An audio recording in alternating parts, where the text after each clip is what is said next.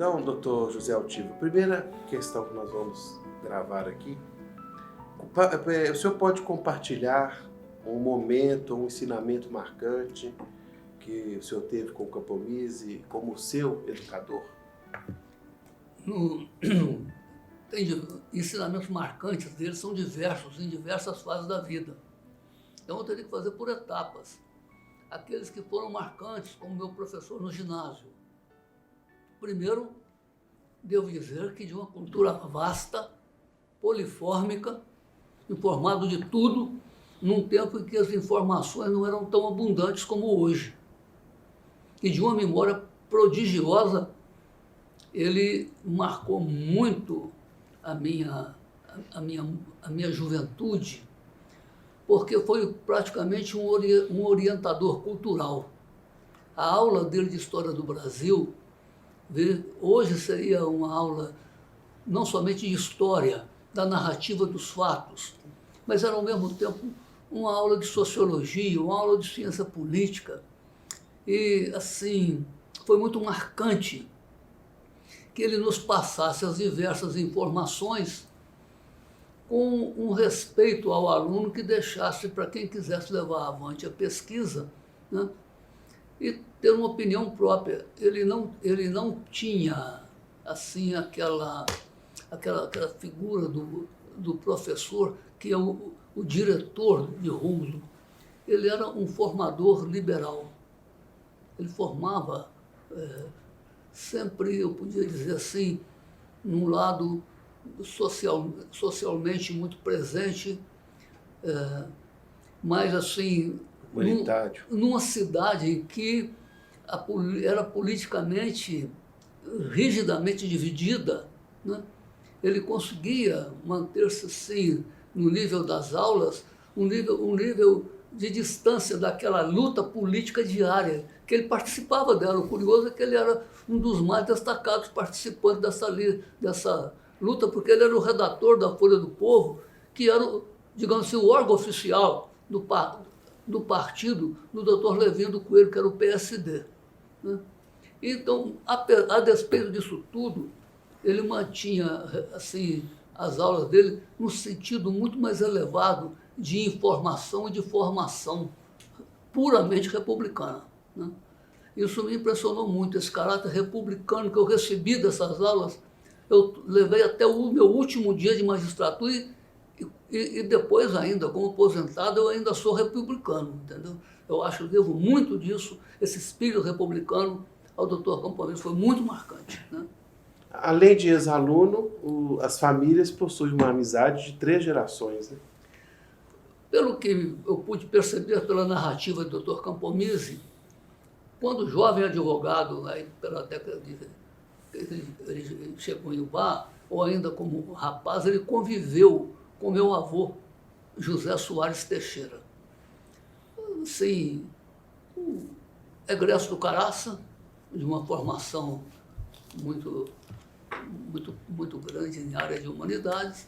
Ele, assim, quando teve um contato com meu avô e obteve de meu avô a descrição quase que visual de muitos episódios da vida ubaense. Da amizade e das relações com meu avô, ele continuou com a minha família, com minha mãe e com meu pai. Né? Como já disse, ele era um dos personagens mais destacados da militância PCDista da cidade. Meu pai, ao contrário, era perrista do Perremê, aquele Perremê apegado e disciplinado. Mas, assim, meu avô, meus tios avós, os filhos de meu pai, eles foram colegas de Bernardes no Caraça. Eles eram fundamentalmente bernardistas. Mas, a despeito disso, tanto pelo temperamento de meu pai, como pela conduta de Dr. Campomise como cidadão republicano, né, as relações eram mantidas num nível social de muito respeito, de muita cordialidade. Né? Então, eu me recordo, assim, das primeiras recordações que eu tenho da minha infância é que eu fui no casamento do Dr. Campomise. Né? E aí, E as relações continuaram com o meu pai e com minha mãe. Eu me lembro, o Dr. Campomeses era uma pessoa frequente na casa de meu pai, a despeito de militarem em partidos opostos, né? Então, essas relações chegaram até mim, né? Seria, então, ele conviveu com 3 gerações de minha família, né? E, por pouco, muito pouco, não chegou à 4ª, que seria minha filha Alessandra e o meu filho Rodrigo, né, que são os mais velhos. Então, assim, foi não foi uma amizade esporádica, foi, assim, aquela amizade que a gente diz no interior, de raiz, né? Amizade de raiz. E também vocês tiveram uma relação profissional, né? Dr. Campomeses, quando eu ingressei na magistratura, né, eu me recordo assim de um contato muito próximo com ele.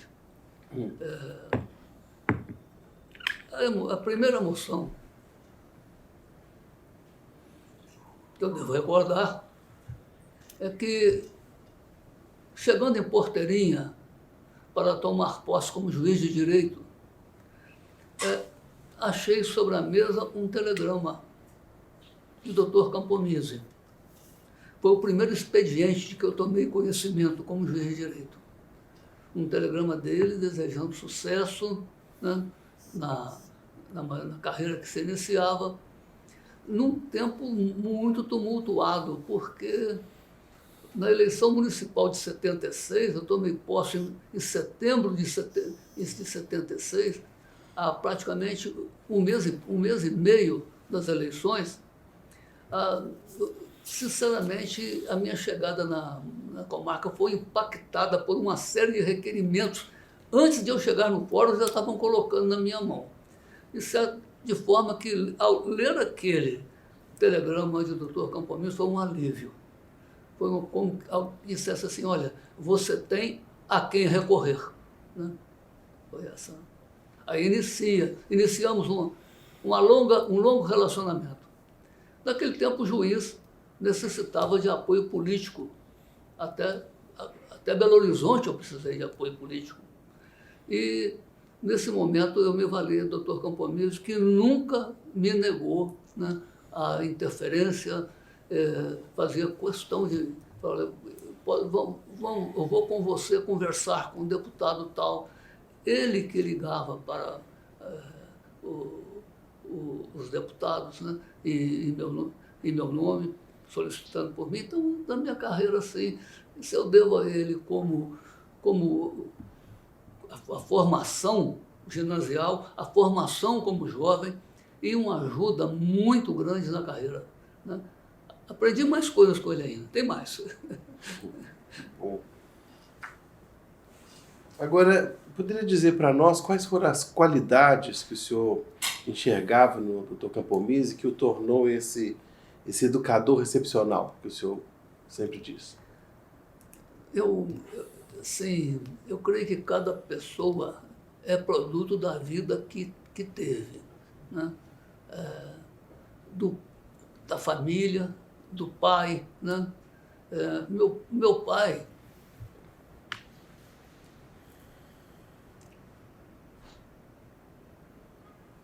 dizia que o homem mais trabalhador de Ubá era o Dr.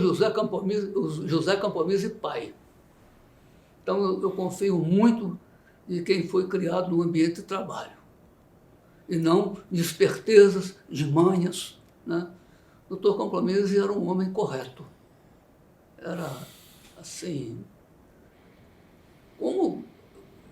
ele pode ter errado, como todo mundo erra. O ser humano não tem aquele que não tem errado. Mas ele era um homem de reta intenção, de muito amor ao trabalho, capaz de fazer 3, 4 coisas ao mesmo tempo, né? Ele além de laborioso, prolífero, ele tinha essa capacidade de... isso eu presenciei. Ele datilografando um artigo, conversando com uma pessoa e dando uma ordem para outra, assim. Isso para ele conseguia assim, ter essa capacidade mental. Então, primeira coisa, a lisura, a honestidade, que ele aprendeu no berço familiar, né? A outra que eu diria assim, uma capacidade mental, uma memória fabulosa, né? E assim um fato que me pareceu muito importante na vida dele é que ele sempre lembrava que ele foi convocado para a Força Expedicionária Brasileira. E eu creio que aquele ambiente da FEB deve ter também tido algum reflexo na conduta política dele, porque ele era um patriota assim, tranquilo e firme, né? Então foram as coisas que me impressionaram muito nele, o amor ao trabalho, a capacidade de trabalhar, a honestidade, né? E um sentido de justiça muito grande, né? Ele preservou. E o espírito republicano, ao lado do patriotismo, que ele nunca, na minha opinião, nunca abriu mão, né? Uhum. Agora, para finalizar, o senhor poderia contar alguma história, alguma anedota sobre a convivência com o Campomise? Vai assim, mais ou menos de acordo com o fato de ele ser muito laborioso, né? E quando ele foi subsecretário assim, de Educação em Minas Gerais, ele continuou no mesmo diapasão dele. Às vezes, frequentemente, toda vez que eu vinha a Belo Horizonte, eu ia visitá-lo, né? E ia lá no gabinete dele. Certa vez ele queixou comigo que se sentia incomodado, porque havia muitas pessoas que iam lá conversar assuntos banais, frivolidades, né? Assim, e que ele tinha muita coisa que fazer, ele não podia perder tempo. E teve uma vez posterior, quando eu volto para visitá-lo, estava lá um quadro afixado na parede. Quem está à toa não pode pedir ajuda a quem está trabalhando.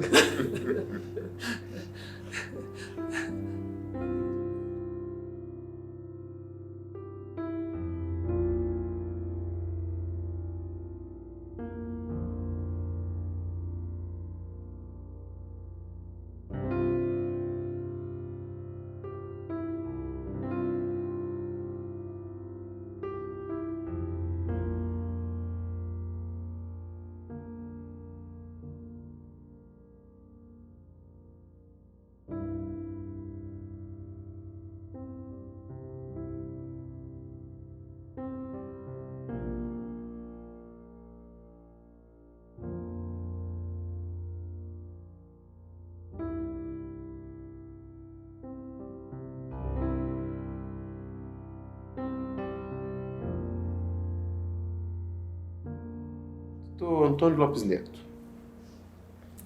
como que foi a sua primeira interação com o Dr. José Campomise Filho no Ministério Público de Minas Gerais? Bom dia a todos.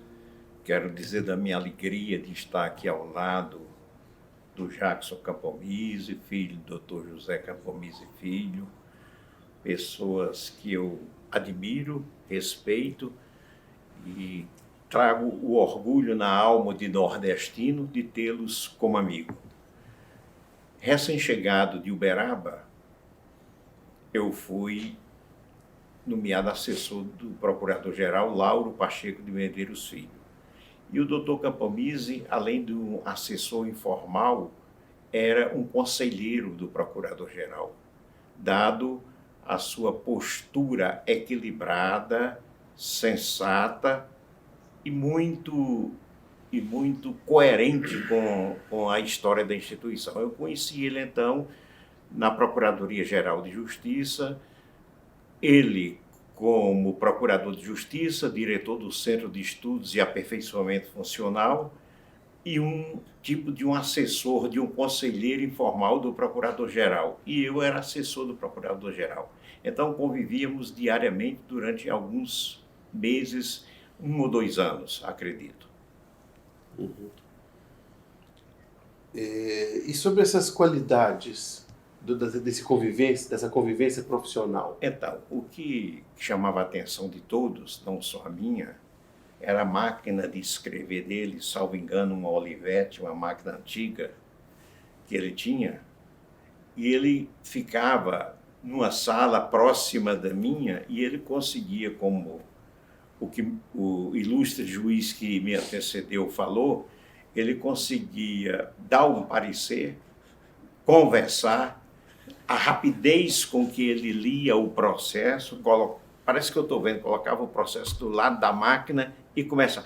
E aí, Lopes Neto? Impressionante. Eu só vi ele fazer isso, mais ninguém. Ele tinha um poder de abstração e de concentração invulgar. Muito bom. E, na sua opinião, quais foram esses aspectos mais notáveis dos pareceres do Campomise? Ele era uma pessoa muito humana e muito preocupado com as camadas menos favorecidas.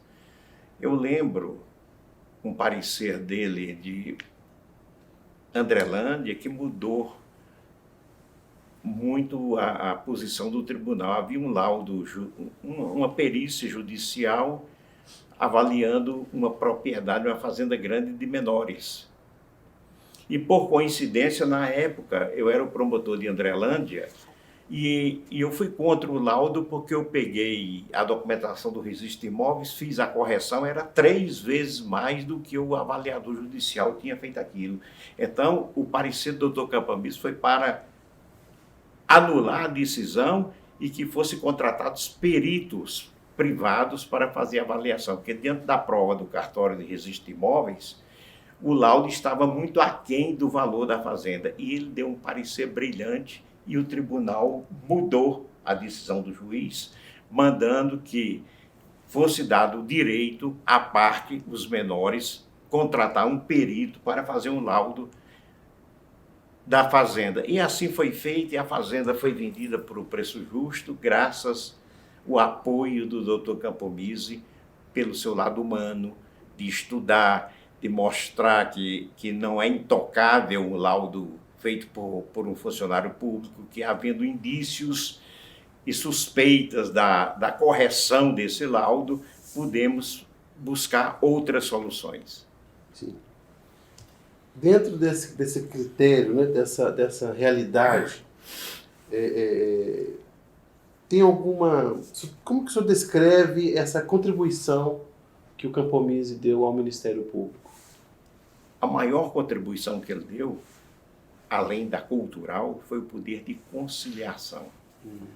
O poder de conciliação dele era muito grande porque todo mundo respeitava o professor Dr. José Campomise Filho, porque ele era um homem de palavra, um homem leal, um homem que pensava na instituição como um todo, não uma instituição fragmentada em litígio, em desavença.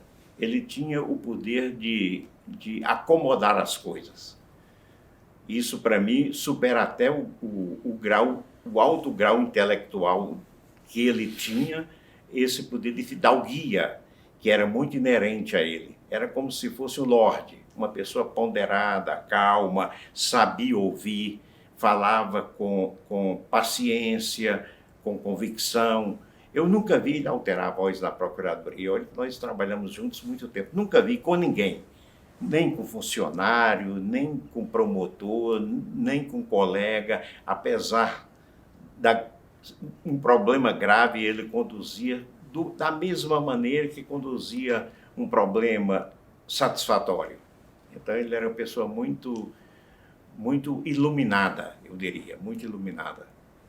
E ele tinha também essa característica de assumir várias responsabilidades e executá-las. Olha, ele era diretor do Centro de Estudos, assessor conselheiro do Procurador-Geral Lauro Pacheco de Medeiros Filho, e não se afastou das funções de Procurador de Justiça. Não se afastou. Além, era rotariano, um rotariano muito delicado, chegou a ser governador do Rotary e sempre, como eu já falei, preocupado com os menos favorecidos. O que mais me encantava nele era um homem do coração gigante, gigante, preocupava. Quando a pessoa estava num sofrimento, numa necessidade, numa dificuldade, a voz do Dr. Campomize se fazia presente e efetiva. Muito bom. E ele, como intelectual, até hoje possui esse valor, né? Como o senhor, lá na Academia Mineira, na Academia de Letras do Ministério Público, o senhor ocupa a cadeira que ele é o patrono, né? Pois é. A Academia de Letras, eu sou o idealizador da academia e foi-me dado o privilégio de escolher em primeira mão quem seria o meu patrono. E eu não vacilei. Todos os patronos são membros do Ministério Público. A minha escolha, apesar de eu ter amizade com muitos outros, foi Dr. Campomize, pela admiração e respeito que eu sempre carrego sobre o Dr. Campomize. Muito bem. Agora, para finalizar esse bloco aqui, quais as qualidades pessoais que o senhor mais admirava no Campomize? Apesar da convivência ter sido muito profissional, eu cheguei aí 2 ou 3 vezes na casa dele, tomar um cafezinho. O amor que ele tinha pela família, especialmente pela mulher dele, era uma coisa impressionante. Ele tratava os filhos e a esposa como uma coisa quase que divina, preocupado com os filhos, preocupado com a esposa. Lembra até que na inauguração da sede do Rotary em Poço Fundo, ele era governador do Rotary, ele me mandou um telegrama. Na época a comunicação era mais telegrama, que iria com a esposa. Aí eu preparei, ia recebê-los lá em casa. Aí 3 dias antes ele me manda um telegrama que por motivo de saúde estava impossibilitado de comparecer, mas foi um telegrama que transmitia muito conforto, muita amizade. E a minha aproximação dele, antes de ser assessor aqui com ele, foi justamente o Rotary Club. Ele era governador do Rotary, o rotariano em Poço Fundo. Fiquei sabendo que ele era muito diligente, muito prestativo. Entrei em contato com ele e assim fizemos uma parceria sem um conhecer o outro. Fomos ter um contato mais frequente aqui em Belo Horizonte, na assessoria do Procurador-Geral. Muito bem. Agora, conta para nós aquela história da passagem para São Paulo. Pois é. O doutor Campomize, o Lauro gostava, o Procurador-Geral gostava muito do doutor Lauro. Aí, ele estava com problema cardíaco e estava relutando em ir ao médico. E o Procurador-Geral achava que ele devia ir em São Paulo, fazer uma consulta em São Paulo. Ele, não vou não, eu estou bem. Aí ele disse, se você não for para São Paulo até amanhã, eu vou mandar comprar uma passagem e colocar você dentro do avião para você ir. Ele foi. Aí ele viu que a coisa era séria. Ele disse, não, pode deixar que amanhã eu vou. Aí foi. E acho que ele já estava com... Era problema de coração? Já, foi, ele teve acho que foi um problema de coração. E foi, mas ele resistia. Ele, não, eu estou bem, em São Paulo é tudo muito distante, tudo muito longe. Lembro bem dele relutando. Eu vou ficar por aqui mesmo. Ele disse, se você não for até amanhã, eu vou comprar uma passagem e vou fazer com que você entre nesse avião. Todos prezavam muito a amizade dele, todos gostavam muito da convivência dele, e não sei, mas devia ser um católico fervoroso pela humanidade com que ele tratava as coisas e as pessoas. Muito bem. Muito obrigado, doutor. As ordens. Jackson, a personagem ali é o doutor Reinaldo Alves Costa Filho. Esse grandão. Doutor Reinaldinho. Agora com o doutor Jackson, tá confortável? Tranquilo. Água? Vamos lá. Como era a relação do seu pai com o trabalho, dedicação ao Ministério Público e a família? Como que ele equilibrava essas atribuições? Também dentro do jornal? Né?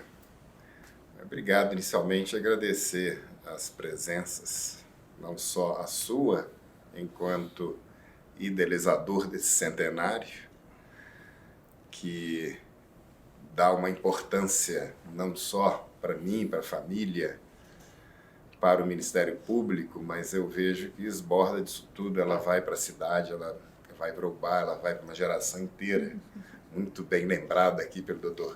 Zé Altivo, e especialmente para mim, ouvindo o Dr. Lopes Neto também, vem uma quantidade de memória absurda.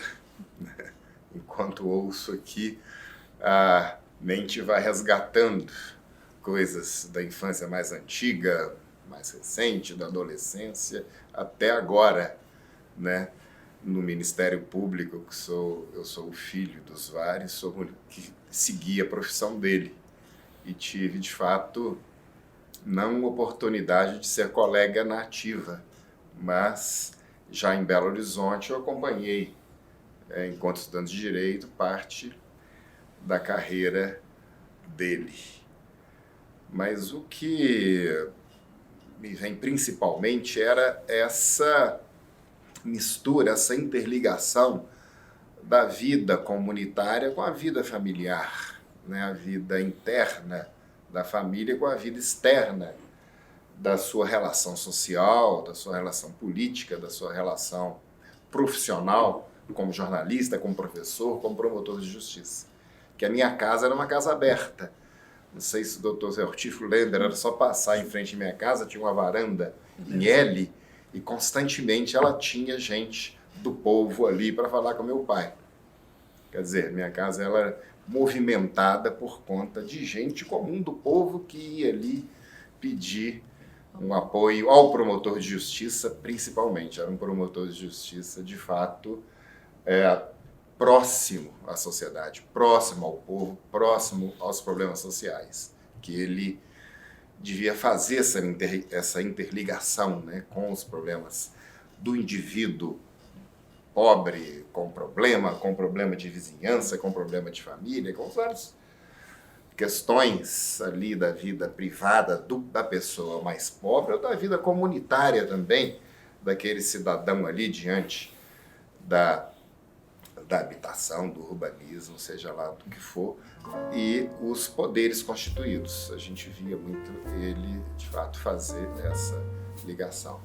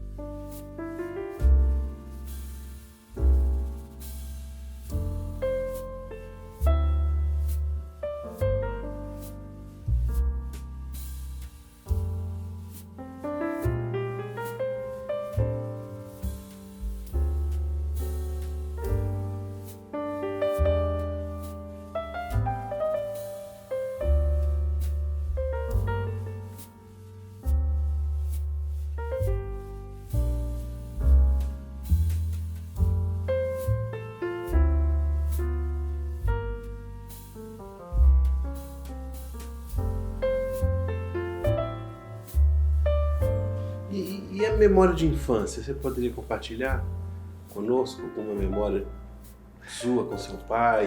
Tem várias fases, Moisés. Eu ia para a Folha do Povo, na época era clichê, a gente separava os tipos, ajudava a fazer os clichês, cada texto era feito, né, letra por letra, colocava ali a tabuinha, enrolava no barbante e ia para a máquina.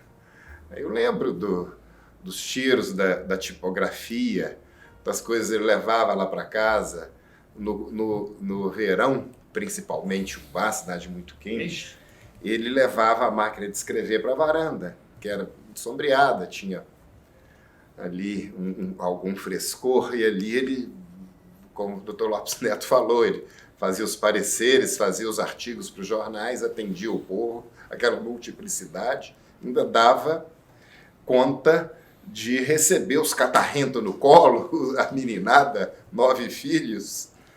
Era, de fato, um homem muito múltiplo, né? E talvez essa seja a maior memória minha, essa essa mistura, né, esse interno com externo de uma coisa só. Muito bem. E como que foi, qual foi o impacto da mudança da família de Ubá para Belo Horizonte, da carreira do seu pai, do convívio? Como é que foi? Isso foi lento. Eu, pessoalmente, sempre tive esse interesse de ir embora, de sair de Ubá, de vir estudar, que era um valor que o papai era o eixo principal da família, eram os estudos. Falava, não podia deixar herança, muitos filhos, e batia nessa tecla do valor cultural, dos estudos como mola mestra de cada um de nós, para que pudéssemos vencer na vida, né? Esse era o termo da época. E, de fato, meus irmãos mais velhos foram estudar em Juiz de Fora, minha irmã foi para o Ouro Preto fazer bioquímica, e nós já, eu sou o sexto a partir de mim, já viemos estudar em Belo Horizonte como um anseio coletivo da família. A gente notava isso, né? Eu falei de mim, mas posso falar para meus irmãos também, pela minha mãe. E ele via dificuldades, né? Dificuldades econômicas, dificuldades de toda a ordem, de trazer todos os filhos e mudar aqui para Belo Horizonte.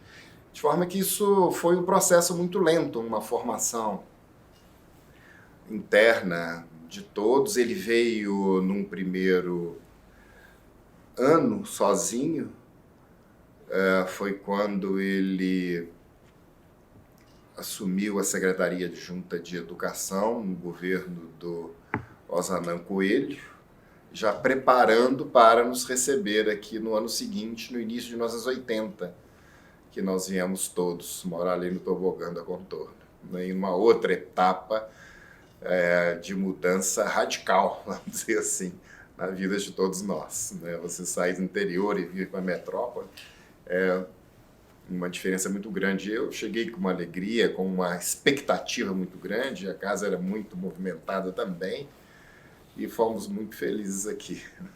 Muito bem. Agora, antes de seu pai ser promotor de justiça, ele foi jornalista. Ele já nasceu escritor, né? Produzindo para jornais de Minas, do Rio, da cidade de Ubá, da capital. E você poderia escrever um pouco desse envolvimento do seu pai com o jornal, com a intelectualidade? Isso passou para vocês também, né? Que os filhos todos têm também esse apreço, né? E esse histórico na formação. Você poderia falar um pouco isso para a gente? É um eixo forte. Eu acho que talvez a profissão que mais tenha sido a referência na vida dele. Eu sei porque eu tinha um libreto, a gente acaba perdendo as coisas, com aliás, não um libreto, um jornal, vamos dizer aí de 20 centímetros, um jornalzinho da época do Exército de São João del Rei. Ele serviu 3 anos no Exército de São João del Rei, porque era a época da guerra. E ali tinha um artigo dele. Me parece que ele foi o editor, quiçá o criador desse jornal do Exército, vamos dizer, com seus 18 anos, onde ele fazia uma apologia mesmo dos amigos da Força do Mar. Naquele momento, eu lembro bem desse artigo. Quer dizer, muito jovem, de fato, ele já tinha esse interesse pelo jornalismo. E onde ele passava, ele criava um jornal. Não só a direção da Folha do Povo, mas depois ele criou o Jornal da Sociedade dos Viajantes, o Viajante. Sim, ele foi. O Divinesiano, em Divinésia. Ele foi o redator do Jornal da Sociedade dos Viajantes do Brasil, que era sediado em Ubá. Sim. Né? Que hoje, talvez, pelas notícias que eu tenho, o arquivo desse jornal é uma das melhores fontes de referência da história de Ubá. Recentemente, eu tive essa notícia de que o arquivo da Sociedade dos Viajantes, que ele organizou, é uma fonte assim, indispensável da história ubaense. Né? Me desculpe interromper. Sim, Não, muito bom. Muito. A memória está aí. Depois, continuou no Estado de Minas, ele tinha a matéria dele, o artigo dele semanal, praticamente, nos domingos, na página de opinião do Estado de Minas, durante muitos e muitos anos. Ele recebia das editoras, principalmente as edições de mineiros, e edições também que os autores tratavam da cultura local, das cidades, desse objeto hoje do Instituto Histórico e Geográfico, a história de Minas, a história do Zona Mata, a história de Ubá, e recebia esses livros, e semanalmente ele lia e fazia uma crítica literária. Ele apresentava no Jornal da Folha do Povo esses livros a vida inteira. Por isso ele também criou uma boa biblioteca lá em casa. E também uma relação com esses escritores, né? Como Carlos Drummond, né? Tem correspondência. Tem alguma correspondência, sim. Né? Com o Pedro Nava, ele criou essa relação, né? E se expandiu como intelectual, além das Minas Gerais. A gente tem no arquivo alguns artigos dele escrevendo para revistas femininas. Antigamente tinha, né? Revista das Moças, e o Campomisso estava lá falando das Minas Gerais. Né? E ele foi um pouco para a poesia também. Ele tinha uma coluna de poesia, uma poesia satírica no Diário de Minas. E o Baile escreveu o Mato Salim, Que era satírico, né, do jornal que satirizava o partido oposto. Né? E escrevia quase que de improviso. Né? Assim, impressionante como ele redigia isso. Me desculpe uma outra interrupção, né? Mas era impressionante, assim, e uma poesia que eu peço Vênia para dizer, de extrema sensibilidade. A perda da filha. Tem no livro que Longa a Noite, um negócio muito emocionante. Ele parece que fez isso nos primeiros dias, no dia seguinte, quando ele perdeu a Cleme, que foi muito duro para ele. Desculpa lembrar disso, mas eu acho que é uma questão que, a quando falando da família também, lembrar da extrema sensibilidade dele, do amor à família, né? E da dor que ele sentiu com essa perda. Ele fez uma crônica, eu interpreto como uma sublimação daquela dor. Talvez foi a única maneira dele enfrentar isso. Ficou uma crônica realmente muito sensível. A gente mantém ela viva no livro de artigos dele que nós editamos. Sim. Mantém essa crônica viva aí na memória, em que pese toda a dor com ela, né? Mas é a vida. É a vida. Então, doutor Jackson, para poder terminar esse bloco aqui, alguma história, um convívio que você queira contar para nós, para agregar aqui a pesquisa? Me marcava muito essa vida comunitária dele. Num momento muito difícil da vida brasileira, num regime de exceção, ele tinha uma autoridade muito grande na comarca. Eu lembro de um fato, por exemplo, que tinha um carroceiro com um burro empacado e chicoteava o burro não saía. Lembro que ele saiu do carro, pegou o cidadão, pôs no carro e levou ele para a delegacia. Tinha esses arroubos também. Né? Uma vez também tinha algum movimento coletivo, a gente não sabia. Tinha uma fila de carro imensa. A polícia atrapalhou tudo, foi lá para frente. Ele foi e mandou o carro ir voltar e lá para trás e respeitar a fila. É uma memória grande. Era um homem caricatural e, de fato, tinha algumas caricaturas dele. Sempre com o jornal debaixo do braço ou o pão debaixo do outro braço. Andando muito rápido. Falando com todo mundo. Muitas memórias, mas A cidade de Ubá se lembra muito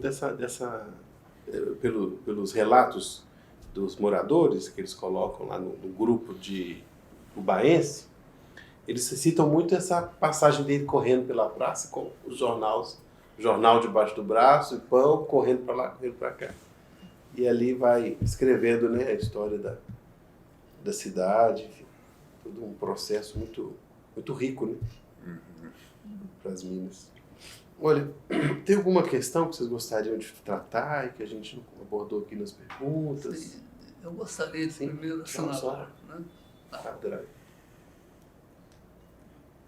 Para mim é uma honra muito elevada ter sido convidado para dar um testemunho que me emociona de lembrar muito. Fico muito agradecido a Jackson, né, ter me dado essa oportunidade, talvez de pagar uma dívida de gratidão pelo tanto que deu de aconselhamento,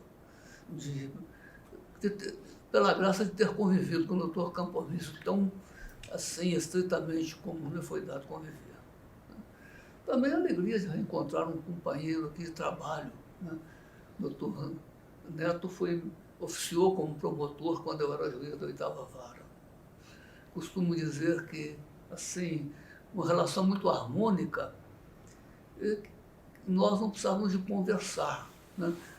Lembrávamos daqui a pouco que já estávamos, assim, acordados de fazer cumprir a lei, né?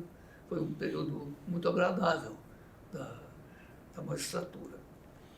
Gostaria de assinalar que o Dr. Campomisso é um homem de múltiplas facetas. Ele tinha um lado público, o lado de jornalista, o lado literário, mas também um extraordinário conselheiro familiar. Lembro-me aqui de logo depois que eu me casei, e entrando e me esforçando para alcançar alguma coisa na vida, e ele deu um conselho à minha esposa, lembrando uma história de um cabo que se transfere do divino, vai para o UBA para poder estudar no colégio estadual recém-aberto, faz carreira, forma em medicina e, assim, era casado lá em Divinésia com a dona da pensão, né? Enquanto ele se tornou um médico ilustre, ela continuava a mulher do cabo, né? E estimulou minha esposa Leila a estudar para não continuar com a mulher do cabo. Então, assim, esse é o lado, assim, talvez o pitoresco dele, mas, assim, é uma pessoa que, sinceramente, né, é muito difícil, né, nascer outro igual. Uma pessoa muito rara, né, e muito boa. Figura única. Me veio um caso também de promotor que ele me contou. Ele fez um júri em Senador Firmino de um homicídio cometido por um policial militar. E foi condenado por um homicídio qualificado, era um crime muito ruim, um homem muito violento. E passa-se aí 10, 15 anos, esse homem cumpre a pena e eu sei que o papai entra de volta. Está descendo a serra de Senador Firmino para o bar, senta no ônibus. Daí a pouco senta do lado dele esse policial, já com a pena cumprida, e ele treme nas bases. Mas, para a surpresa dele, esse policial o elogia, fala que a pena foi importante para ele, que refletiu e tudo mais. E aí vai, os casos vão. Eu tenho que agradecer aqui esse convívio, essas gerações. Hoje ela continua, a sobrinha do Dr. Zé Altivo, a Letícia, uma médica, que foi colega da minha filha na faculdade de medicina da UFMG, e hoje uma grande amiga da minha filha. E eu aqui, né, usufruindo da amizade desses luminares aí, quase da geração do meu pai é mais velho, naturalmente, mas vem a geração de vocês, vem a minha, e eu convivo hoje com o filho do Dr. Lopes Neto, com um grande colega, o Antônio Henrique.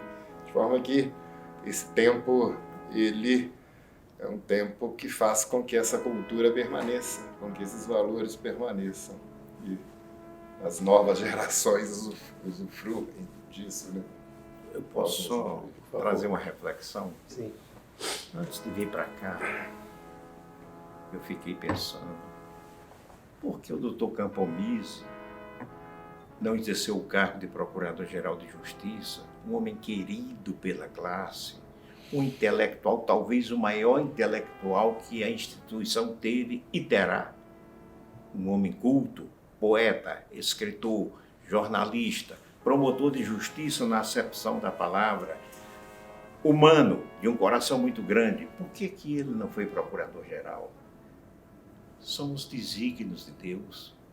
Ele ia prestar muito mais serviço, talvez, ao povo que ele tanto amava, do que no cargo de procurador-geral, para ter uma incumbência de conduzir a classe. Ele conduzia não só a classe, ele conduzia a todos. Então, a gente fica pensando, como seria o doutor Campomise, procurador-geral, com a visão humanística que ele tinha, com a visão de mundo, de democracia, de solidariedade, de igualdade, de fraternidade. Como seria a sua gestão? Eu posso dizer a resposta, seria maravilhosa, espetacular, sem demérito a qualquer outro procurador-geral de justiça. Fico ainda um pouco inconformado com esse desígnio de Deus. Queria vê-lo exercendo essas funções. Muito obrigado.